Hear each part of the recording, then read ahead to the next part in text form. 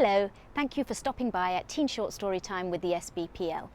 Today I'm reading from this debut collection, Black Light, to check out the newer voice of Kimberly King Parsons in contemporary short fiction.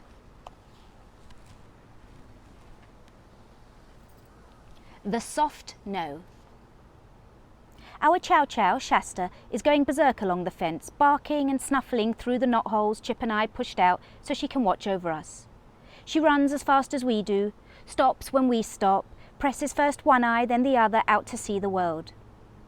Shasta keeps track because our mother is a couch mother who hardly leaves our house. Mom has gotten afraid of the wrong things. Satanists and wide open spaces, the white trails that spew out behind airplanes. She stays away from the windows and makes Chip and me walk all over God's creation instead of driving us, afraid that some feeling in her foot will give her the urge to ram a crosswalk person with the car. Where we live is all cul-de-sacs and long driveways, big boxy houses set close to each other. We have flat, dead yards covered up with bright green sod.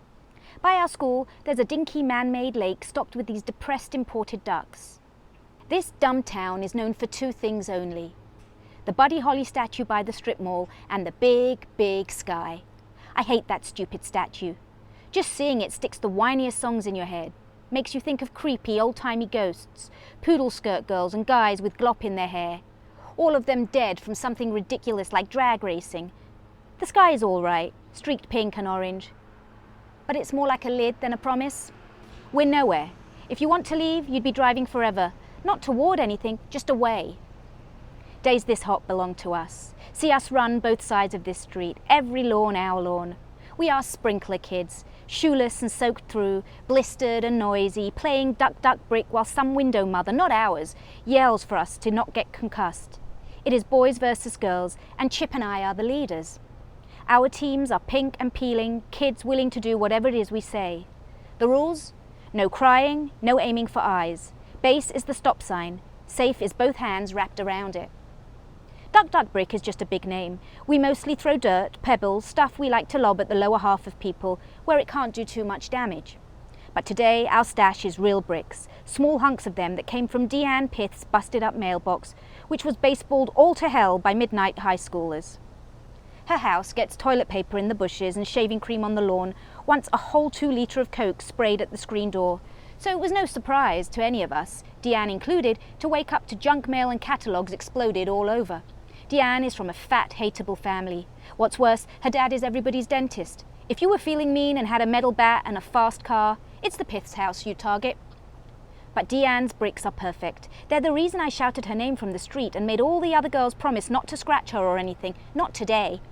We've wheelbarrowed our supplies, hidden it behind a wing wall. There is no time to really look at Deanne's wide face or to be annoyed by how grateful she seems, running with our pack through the mist, ducking from whatever the boys are throwing. The boys' fire is endless. Who knows where they keep their stash? I've been working on my psychic powers. I'd like to be the one the police call in to find missing kids, to solve the tough crimes, like when somebody finds a box of chopped off pinky toes or a blanket dry with blood. So far, I can only read my useless brother's thoughts. I can dip in and scan boring stuff off him all day, what sandwich he wants to eat next, or which bathroom at school is the best for number 2. Sometimes I can even cut right in and say my piece to him, brain to brain.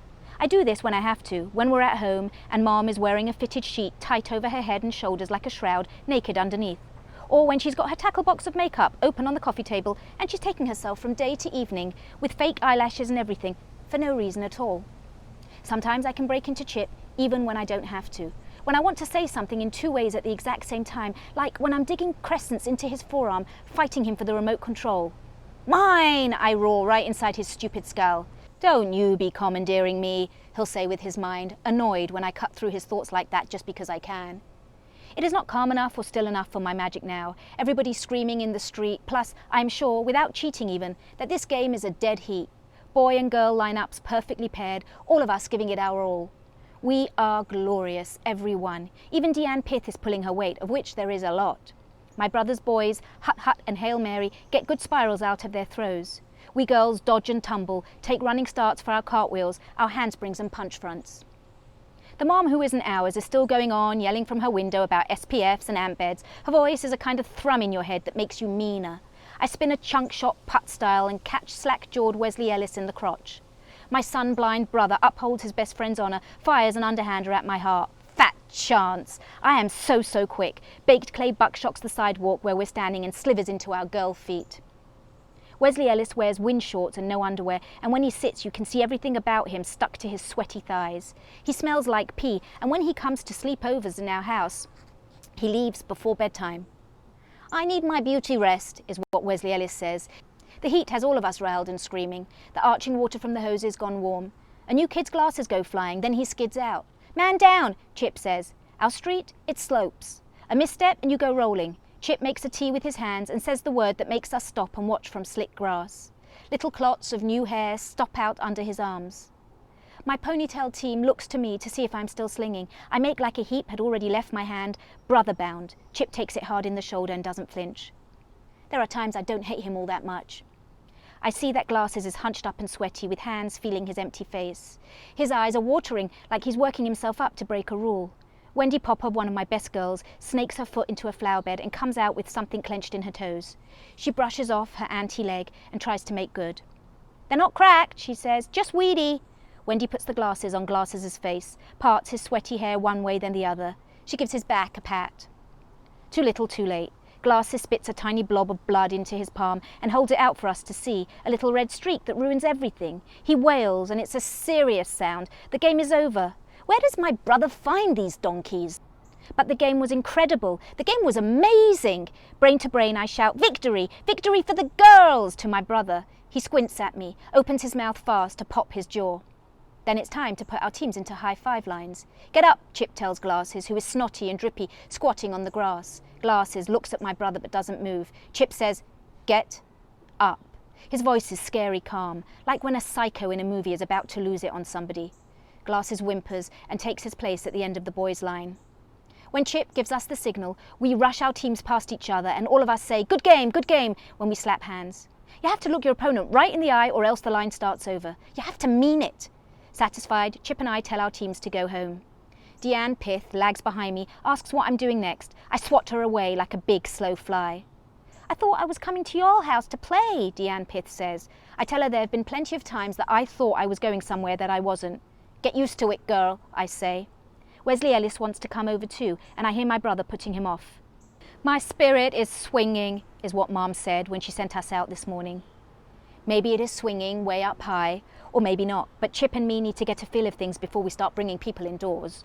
When the spirit is soaring, our mom is a yes mom, or a soft no mom, the kind who lets us get away with anything. We'll have a dozen kids over, sliding down the stairs on a piece of cardboard like a sled. Mom will pace the hall in her clickety heels, flirty on the phone with one of her computer men, her voice a song we follow from room to room. Then she'll sit on the floor with us like a cool big sister or babysitter, chewing gum and playing records, our friends staring shyly up at her bouncy ponytail and perfect jeans. Spirits up, she lets us dig through her purse and order a whole pizza for everyone, even one for Shasta, pineapple and pepperoni, her favourite. Downswing is different. Mom, unshowered, in dark lipstick and baggy underwear, whimpering in the kitchen, stepping all over the groceries she ordered, but won't put away. If it were my decision, Wesley Ellis would be banned from our house for life no matter the swing. He thinks he's so smart. He says that in some countries, Shasta would be a meat dog sliced up in a bowl of rice. When he and Chip play video games, when Mom gets dressed up for nobody and limps around the living room asking which shoe we like better, Wesley Ellis smirks and says, well, Donna, I guess that depends on where you're headed tonight. He teaches my brother awful stuff like cat brains. Come here and see these cat brains, they say to me and the other girls, but we know better than to look by now. Want to see some bubble gum, they try, cupped hands low in front of their crotches. I don't know how boys can walk around being so disgusting, doing nutsack tricks all day. Shasta is yelping and clawing at the fence because she knows the game is over and she can't see where we're standing. I wish sometimes I could use my magic on her, read her dog thoughts, tell her that she's got a treat coming or ask her why she thinks she can lick the sparkle off the sidewalk. My scalp aches where earlier Chip forced me to the ground, my ponytail in his fist. My feet are starting to sting too, all the hurt catching up at once. It's my one chore to turn off the water hoses and reel them in. But I can't be bothered today. Let our grass get soggy, see if I care. Chip says I'm lazy, that it's not fair, then threatens me with the bucket of bagworms he has picked off the juniper bushes. Bagworms is his one chore. I got my work done, he says. I'm accountable. He talks this way. But Chip only does exactly whatever he wants. To show Chip I'm not afraid of him and his gross bucket, I snatch it from him and put it on the grass in front of me, then stomp my bare foot right into it. The bagworms split apart, their juice spews out. I kick my drippy foot up at Deanne Pith, who is horrified, still standing with one hand on base. Chip says I am Looney Tunes, but he is laughing. He is proud of anyone who stands up to everyone. Chip and I turn away from Deanne and Wesley and we go up our lawn, dragging and hungry for lunch. Mom might be waiting at the door to blink her phony lashes at us, open her eyes wide and ask us which one looks weird. But they'll both look weird, in different ways, one with a black line swooping crooked and thick, the other swiped with too much shimmery blue like the side of a fat fish. Chip will look at Mom's face to see how he should feel. Maybe she'll say she has a new palette she wants to try on me. I hate the way the makeup chokes my skin, but I'll break into Chip and ask, "Do I have to?" And Chip will say back with his brain, "Please, please, I'll owe you." She'll start smearing me with greasy colours. "We'll do ultramarine all over and scuba in the crease," she'll say. "I can't wear these hues myself. You're a spring. Your daddy was a spring. Chip and me are falls." If it's all yeses, then I'll invite Deanne Pith and Wendy Popov over to say Peggy Sue 10 times with me in my dark bathroom mirror. If you make your voice gravelly enough and do the devil horns just so, you get to see your own dead face doused with blood. And Chip and Wesley Ellis will play Mexican shrimp hunt, which is just this game where they run around screaming, "Camera on!" trying to poke up everyone's butts with their shrimpy thumbs.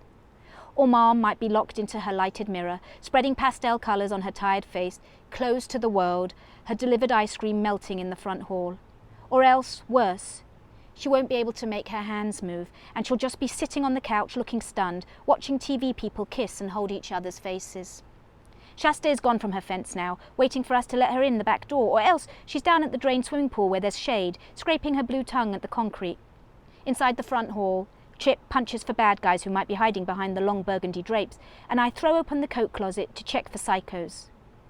We can't hear Mom, not yet, but the house is cold, AC blasting. It feels so good. Chip and I look at each other, and then we go into the living room together, waiting to see what kind of house we've walked into.